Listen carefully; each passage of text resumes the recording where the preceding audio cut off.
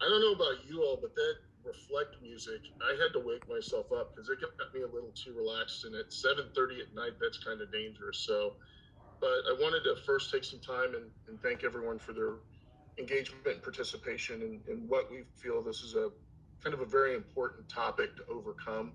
Um, for me, it's you have to kind of understand the journey that's gotten us here to be able to truly understand what the solution is going to be. And as we know, history tends to be cyclical, that we don't repeat some of the things that we've done historically. But, unfortunately, if we don't change our behaviors here in the next 10 years, we're going to reduplicate some of the mistakes that we've made in housing in the greater Kansas City area and in Johnson County over the last 50 to 75 years. So, with that, I'll kind of introduce myself. My name is Brian Brown. I'm a former board member at UCS, where I served as an officer. I served on their Homeless Racial Equity Committee and currently serving on their Racial Equity and Inclusion Steering Committee. As the previous slide had shown, I'm a member of the Shawnee Mission School District Superintendent's DEI Advisory Board. I am the chair for the Kansas PTA's Diversity and Inclusion program. I am a Kauffman Education fellow currently, and in my paying job, I'm actually on my company's national diversity inclusion steering committee as well. So a lot of my experience comes through volunteer, and certainly, I look at what Vanessa brings to the table as being a professional in that DEI space, very, very beneficial. But I also look at just the power of lived experiences and stories as being powerful vehicles to try to move some of this work as well. And so before we get started, I'm going to unpack a few things, before we talk about the correlation of, systemic racism and how it's impact housing in the greater Kansas City area, specifically Johnson County. You know, one of the things I want to talk about, which were terms that Vanessa didn't touch on that are very important to this, are power and privilege. So I'm going to read you a couple definitions. So number one, power. Power is what gives individuals access and control over resources, which is very important. It gives you the ability to control, manipulate, and manage resources to be allocated in a specific manner. Whereas privilege is unearned social power that is invisible to those who possess it, but it's power nonetheless.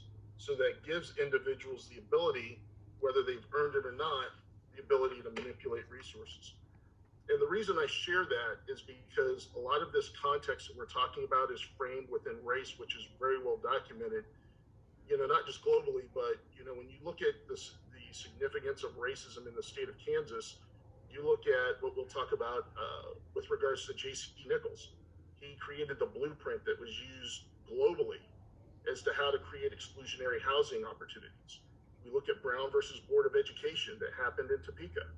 These are significant events that actually occurred here within a greater proximity of about 70 miles from where we're sitting right now.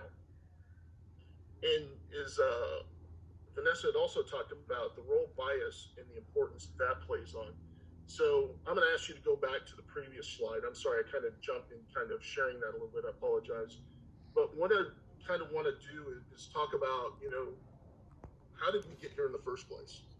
So as we know, as they shared in the video, post-Civil War, we went from being an agrarian economy to an industrial economy. And what had happened was a lot of, and once again, I'm going to take a step back, with about 95% of individuals having some experience of having discussions or playing in this DEI space, we're somewhat knowledgeable about it.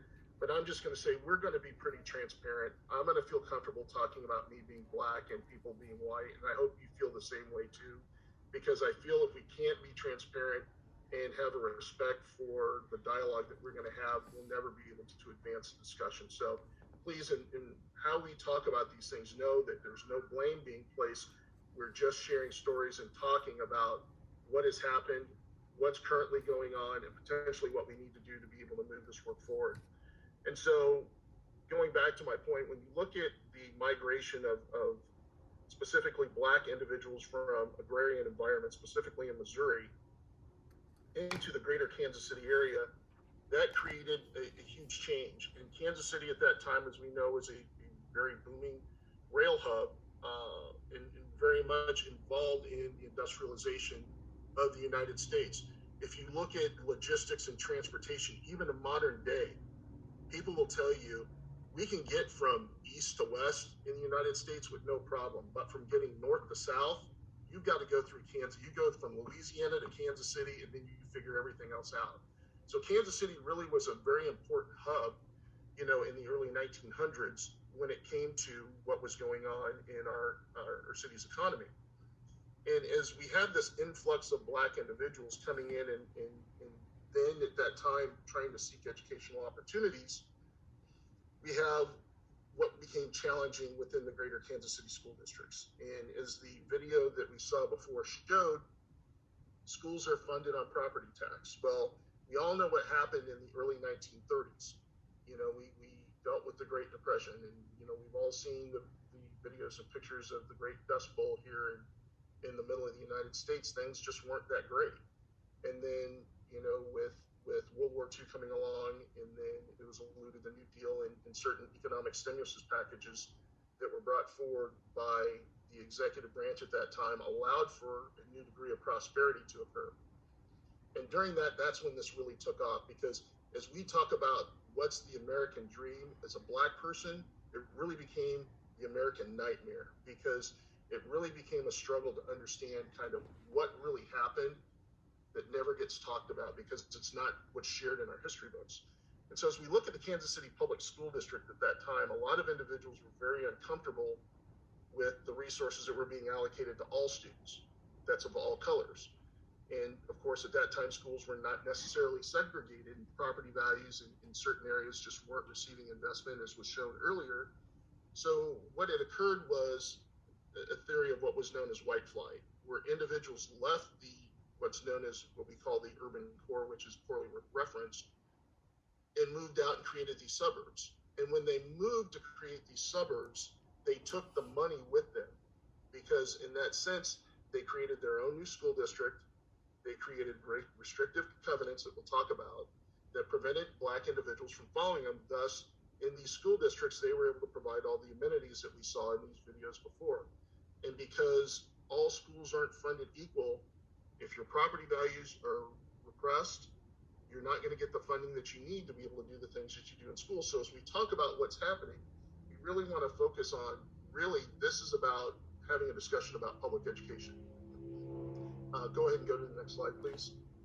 So as we talk about building these communities, this blueprint that was created by J.C. Nichols that not just didn't impact these great communities, and I'm going to say too, I'm a lifelong Johnson Countyan. I'm not knocking Johnson County, so I don't want you to think, I'm sitting here poo-pooing on Johnson County. My family was that family that moved in an area that just became open due to the Fair Housing Act in 1968. They moved into Johnson County off 103rd Street back in 1968, and my dad was the first African American to graduate from Shawnee Mission South. So, but during this time prior to that, my family wasn't able to buy a house in these areas because of, if you go into certain homeowners associations, there's restricted covenants in their bylaws, and there's a lot of home associations that still have them on their books, or even unaware that they have them. Certain cities, municipalities have taken efforts to state that these are not legal. Unfortunately, when you look at some of them, they auto renew and they never sunset. So they keep renewing themselves perpetually, and they won't go away until they're actually taken off the books. And so as we continue to talk about this, and more awareness is being brought to this, and we'll see this in a video that we'll show here very shortly, individuals are starting to see, okay, this is not right. We need to do something about it. But what we're dealing with right now is we've got a group of marginalized individuals that are still in a situation where they're trying to catch up to everyone else. And, once again, when you look at the disparities in income, you look at the disparities in living wage jobs compared to jobs below living wages, that creates a huge concern specifically here in Johnson County. If you will, please go to the next slide. So right now, what I'd like to do is I'm going to ask everyone if they can go ahead and turn their video off just to make sure that this can stream okay.